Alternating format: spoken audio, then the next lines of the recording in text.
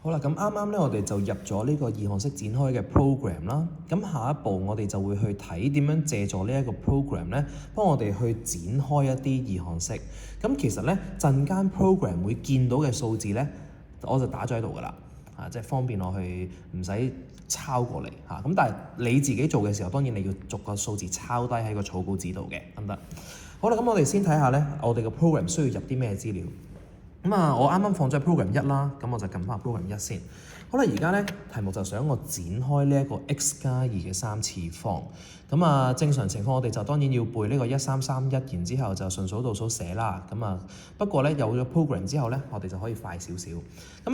program 嗰度咧，其實佢會有4個位俾你入嘢嘅，即係你見翻上面都係嘅，有 A 有 B 有 C 同有 M 噶嘛嚇。好啦，逐個講。第一個想你入嘅嘢咧，就係第一項嘅係數。咁第一項咧係 x 嘅時候咧，我哋對應嘅係數係1啦，所以我哋就會入個1字落去 ，enter。跟住第二個咧就係入第二項嘅係數啦。咁今次個2就係個常數項，就固然係入個2落去啦。跟住之後咧就會入個次方，咁次方就係3啊。咁呢個咧就陣間先講，所以我哋暫時 skip 咗佢先。一 skip 嘅時候咧，佢就開始會出啲數字㗎啦。咁你就會見到同我右手邊打嘅數字係吻合嘅，有個1，有個6，有個12，有個8。好，再撳就 math error。math error 咧就代表我個展式去到呢個位就完㗎啦。咁都正常嘅。次方係3，拆出嚟就有4項，呢件事都係好合理啦。好啦，當你已經係撳完 program 抄低晒呢啲數字啦，喺個草稿紙度。咁下一步我哋點樣借助呢啲數字去寫翻我哋個多項式出嚟咧？咁有啲嘢你就要記得啦。第一行其實佢個次方咧係會倒序咁樣跌落去嘅。第二項就當然會升啦，咁但係呢個 program 已經幫我處理晒數字嘅所有部分㗎啦，咁所以其實我剩低要做嘅嘢咧，我係要知道我個 x 應該點樣寫落去，配合翻呢度我就可以出到答案。既然我係倒落去嘅話，次方係3，咁即係應該就會有個3、2、1、0咁樣嘅狀況。咁所以咧，我哋就會知道頭呢一粒咧對應緊嘅 x 嘅次方應該係3，最尾嗰粒咧就會係 x 嘅0次方，即係換言之啦，喺呢條題目入面咧，嗰個8咧係作為常數項咁樣單獨出現嘅。咁所以咧，我哋而家睇嘅時候咧，就會知道係1x3，跟住咧6x2、12x1 同埋8x0，其實就係咁樣睇嘅啫。所以咧，我哋個答案亦都呼之欲出啦，就會係 x 嘅3次方加6x 嘅2次方加12x， 然後再加8。OK 嘛？咁所以咧，其實我哋要視乎翻 x 嘅位置，去知道佢係順序定倒序。咁你就會知道第一粒同埋最尾嗰粒嘅次方應該係幾多嚇。咁中間嘅嘢你就填咁樣就填咗落去㗎啦。同樣嘅道理咧，我哋就可以做埋個 B 同埋個 C。咁就係啦，我會先篤一次個 program，等你見到係出翻呢啲數字先，跟住先至再同你睇一次點樣去寫翻啲 x 嘅次方，C 嘅話就睇翻 x 同 y 各自嘅次方咁樣咯。好啦，到 part B， 如果我要展開佢嘅話咧，第一項係1，咁我就入個1落去啦。第二項係-3x，個係數係-3，咁我入個-3落去啦。跟住咧，次方係5，跟住呢個位 skip 佢就會出晒。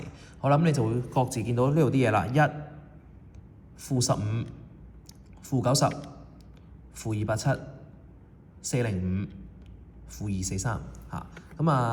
又係啦，當你喺草稿紙已經抄齊晒呢幾個數字嘅時候咧，咁下一步我哋就要知道個 x 放喺邊，佢係升定跌。咁今次 x 咧放後面喎，放後面即係話佢個次方咧就會由細至大排嘅。咁所以咧，第一粒就應該係屬於 x 嘅0次方啦。咁佢最尾係5啊嘛，咁即係好大機會咧，最尾咧就係 x 嘅5次方。咁中間咧就分別有 x1、x2、x3 同 x4啦。咁我咁樣就齊晒㗎咯喎。於是乎咧，而家就可以寫答案啦。好，第一項係1同埋 x 嘅0次方，咁即係其實即係1咯1。跟住咧，小心啲正負號，佢會交替出現嚇。1減15x 加90x 2次減270x 3次加405x 4次，最尾就係減243x 5次。好，咁我哋就會處理到個 part B 嘅嗰個展示啦。咁跟住去到 part C 嘅時候咧，咁有陣時我哋喺個題目入面係會有 x 有 y，咁呢啲好平常啊。咁如果我哋又有 x 又有 y 嘅時候咧，咁我哋都係因應翻佢出現嘅嗰個位置係第一項定第二項咧，我哋就知道佢嘅次方係升定跌㗎啦。咁所以 x 咧，既然佢放喺第一項的話咧，咁佢個次方應該會係跌落去嘅，就會係由4跌落去0。咁如果個 y 放喺後面嘅話咧，就係由0升到上4咯。咁呢個應該有啲印象。咁好啦，於是乎咧，當我哋篤機嘅時候咧，其實我哋唔需要 care 佢嗰啲未知數嘅，我哋都係篤個係數落去嘅啫。咁所以咧，照舊啦 ，call 個 program 1出嚟。第一項係 x，對應嘅係數係1。第二項係正 3y， 咁啊對應嘅係數就係3。跟住咧有個4次方咁啊呢一粒都係 skip 咗佢先啦 ，skip 佢會出晒所有嘅。咁咧我哋就會有個1。有個12，有個54、108同埋81。好啦，咁啊搞掂咗呢一度之後咧，下一步我哋就要去配對翻佢哋應有嘅嗰個次方。咁頭先提及過啦 ，x 係4到0，y 係0到4。咁所以咧一齊寫落去嘅時候咧，呢一個1佢就會係 x4y0。OK， 咁跟住呢邊呢個81咧，好當然就會係 x0。y4 得唔得？咁所以咧，而家我哋又可以填翻晒啲窿窿啦。x 嘅話佢就係4、3、2、1、0；y 嗰邊嘅話咧，個次方就會係0、1、2、3、4。咁我哋就可以將呢個展示嗰5項咧就寫翻晒出嚟。咁於是乎個 final answer 咧就大約會係咁嘅樣嘅，就會係 x 嘅4次方啦，加12x 3次方 y 1次方。咁1次方當然唔寫啦。跟住咧就54啦，咁啊 x2y2，跟住咧108嘅時候咧 x 已經跌到落1啦 ，y 就上到3，咁最尾就有個81y 嘅4次方。OK， 咁我哋就已經叫做咧學咗用呢個 program 做展開嘅一個基本功啦。咁所以你會發覺咧，其實個 program 幫你做緊嘅嘢咧，就係將每一粒嘅係數嗰個 NCR 嗰部分咧，去計好晒佢先。咁等你可以好方便咁樣自己寫翻晒佢餘下嘅未知數嘅部分嚇。咁呢部分係靠自己嘅嚇，得唔得？好啦，咁啊，跟住下一個問題就係啲特定項嘅問題啊。喂，如果我要處理，例如話好似 1.2a 咁樣3加 2x 嘅6次方，我想問呢個展開式入面咧 x 4次方嘅係數係幾多咧？咁於是乎我哋就有2個做法俾你去做嘅。咁第一個做法咧就係建基於上面第二個做法咧就係我哋會用埋第4個 entry。咁啊呢個陣間我哋都會慢慢講。咁啊先講第一個做法先。第一個做法我哋可以借助上面嘅 idea。去睇睇到底 x 4次方嘅時候，佢應該個數字係幾多？好啦，咩意思咧？嗱，第一樣嘢，我哋喺個 1.2 part A 咧，你見到佢個 x 係位於後面嘅，即係第二項嘅。咁既然佢係位於第二項嘅時候咧，你會判斷到佢個 x 咧應該係升上去啦，係由0升到上6嘅。咁所以咧，當我陣間去做呢個3加 2x 嘅6次方嘅展示嘅時候咧，我就會去數住我出嘅每一個數字，佢嗰個項到底係幾多次方？好啦，講好似好複雜，睇我做一次。咁 program 1啦，第一項係3入個3，第二項入個2，第三項就入個6。OK， 咁我要晒所有嘢。好啦，於是乎咧，由呢一刻開始，你就要知道呢個數字其實對應緊嘅就係 x 嘅0次方，即係0啦，我叫做0先啦。咁呢個就 x 嘅1次方，咪1咯，2、3、4，咁你就會見到個答案2160，就係咁嚟㗎啦。咁呢個就係方法1。所以方法1咧就係喺我哋個腦入面，我哋都好似做緊個展示咁樣。不過咧，我唔寫出嚟，因為我淨係需要呢一項啊嘛。我就數到呢一項出現嘅時候咧，我就將呢個數字記低，咁佢就自然係答案啦，得唔得？咁啊，其實個 part B 咧，你如果心水清，你會發覺其實呢兩條式係一樣嘅，即係佢只係咧3加 2x 調翻轉寫，就寫做 2x 加3啫。主要係想演示俾你睇，如果個 x 喺前面嘅時候，我應該點樣數？咁你就要知道 x 喺前面嘅時候佢係跌噶嘛，就係由6跌到去0噶嘛。咁所以嗰個4出現嘅時機咧，就應該係第3個項咯。咁我做一次俾你睇。好，第一個項入2，跟住入3。跟住次方係6，好，我要晒。好啦，於是乎咧，呢一個出緊嘅應該就係 x 嘅6次方、x 嘅5次方、x 嘅4次方，所以你會見到係同一個2160，得唔得？咁呢個係第一個方法，就係我不停咁樣去篤，令到我出現嗰個項嘅時候咧，我就知道我就嗰個係答案啦，得唔得？咁啊，呢個係第一個做法啦。咁另一個做法咧，我哋可以借助呢個 program 嘅第4個 entry 嘅。話說咧，我用翻 part A 做例子，3加 2x 嘅6次方，我想求4啊嘛。咁其實呢度咧想考你嘅嘢就係3、2、6呢3個 entry 係本身一定要入噶嘛。咁但係你見到第4個我之前一直都話 skip， 其實呢個係咩咧？就係去課你去計佢特定次方嘅時候。咁今次咧，佢想個次方係4啊嘛，咁所以我就入個4落去。咁你就發覺佢就出得翻個2160。所以其實呢個咧係俾我去計個特定次方嘅特定次方。不過我哋只可以處理到嘅係呢啲 standard 題型，即係一個有一個冇。即係一個項係有未知數，一個項係冇未知數嘅呢啲 standard 題目咧，用呢一個咧就會用得好方便，因為我直接就可以撳個4就出到 x 4次方嘅時候係幾多。但係萬一去到呢啲變奏嘅時候咧，其實呢招唔係好 work 嘅。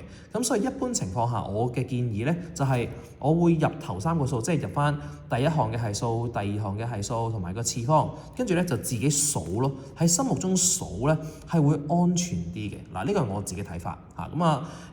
我就唔係咁建議大家會去用嗰個第4粒嗰個 entry 嘅，我自己覺得嚇。好啦，第二條呢個咧，即係1.2，我哋當做完㗎啦喎。咁最尾咧就睇埋一個變奏，呢個變奏都常見嘅，就係咧我哋嗰兩項咧係有同一個未知數喺度，咁令到我可以咧去透過指數定律去影響我出嘅嗰啲次方。咁喺呢一度咧就有少少 concept 嘢喺背後你要知啦。好，個 concept 嘢係咩咧？咁其實1.3呢一隻咧個展開式咧，我哋係想問兩樣嘢嘅啫。Part A 就係想問你 x 1/3嘅係數係幾多，跟住 Part B 就問你常數項係幾多嚇。話說咧呢度有少少 concept 你需要知。個 concept 就係咧你要知道咧第一項、第二項佢嗰個次方係幾多。咁所以你都可能要心目中計少少嘢。